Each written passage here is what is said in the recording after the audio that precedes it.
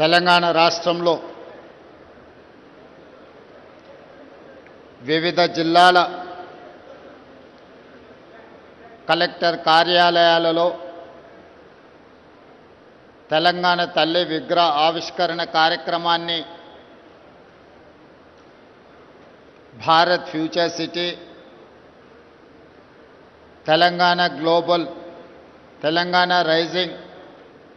Global summit వేదికగా ఉప ముఖ్యమంత్రి వర్యులు బట్టి విక్రమార్క గారు, సహచర మంత్రివర్గ సభ్యులు, పార్లమెంట్ సభ్యులు, శాసనమండలి సభ్యులు, శాసనసభ్యులు, తెలంగాణ రాష్ట్రంలో పెట్టుబడులు పెట్టిన పారిశ్రామికవేత్తల సమక్షంలో కేంద్ర రాష్ట్ర ప్రభుత్వ అధికారుల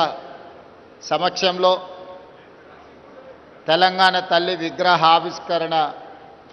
ఈ కార్యక్రమం జరుపుకోవడం ఎంతో సంతోషం,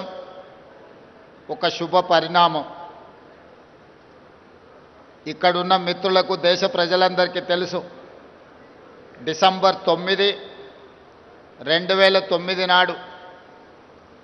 యూపీఏ చైర్పర్సన్ శ్రీమతి సోనియా గాంధీ గారి నేతృత్వంలో ఆనాటి భారత ప్రధానమంత్రి డాక్టర్ మన్మోహన్ సింగ్ గారు తెలంగాణ రాష్ట్ర ఏర్పాటు ప్రక్రియను ప్రారంభించిందని ఆనాటి హోంశాఖ మహాత్యులు చిదంబరం గారు ప్రకటించిన ఒక మంచి రోజు. చిదంబరం గారు డిసెంబర్ 9, 2009 నాడు తెలంగాణ రాష్ట్ర ఏర్పాటు ప్రక్రియను ప్రారంభిస్తున్నామని ప్రకటించడంతో 6 దశాబ్దాల తెలంగాణ ప్రజల యొక్క 4 కోట్ల ప్రజల యొక్క ఆకాంక్షను ప్రతిబింబిస్తూ యూపీఏ ప్రభుత్వం తీసుకున్న నిర్ణయం ఈ ప్రాంత ప్రజలకు సంతోషాన్ని, ఆత్మగౌరవాన్ని అందించినాయి. అందుకే తెలంగాణ రాష్ట్రం ఏర్పడిన తర్వాత మొట్టమొదటిసారి ఏర్పడిన ప్రజాపాలన ఇందిరమ్మ రాజ్యంలో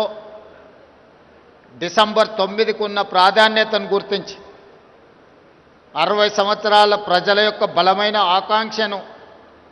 నెరవేర్చిన పర్వదినాన్ని తెలంగాణ తల్లి అవతరణ దినోత్సవంగా జరుపుకోవాలని